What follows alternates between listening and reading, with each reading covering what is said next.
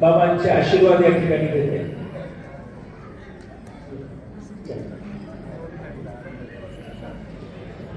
यानंतर अध्यक्ष मनोगत आपल्याला ऐकायचे आहे। अध्यक्ष विचार ऐकल्यानंतर या ठिकाणी महाप्रसाद आहे। आपण सर्वांनी शांततेने महाप्रसाद घ्यायचा आहे। प्रसाद घेतल्याशिवाय कोणी जाऊ नये। तत्पूर्वी अध्यक्ष भाषण आणि आभाराचा छोटासा कार्यक्रम होऊन ही धर्मसभा या ठिकाणी थांबणार आहे। आज खूप छान असा योग आहे। गेल्या वर्षी 2-2:30 वाजून गेले तरी धर्मसभा संपली होती। आज मात्र आटोक्यात आलेला आहे। त्याचं कारण तुम्ही सर्वजण वेळेत आलात, म्हणून धर्मसभा आपल्याला लवकर सुरू करावी लागली। पुढच्या वर्षी सुद्धा लवकरात लवकर आपण या कार्यक्रमाला यावं, जेणेकरून शांततेने आपल्याला हे धर्मसभेचे विचार ऐकता येतील। धन्यवाद भाऊ। सन्माननीय सद्भक्त राहुल भाऊ आणि सुभाष भाऊ।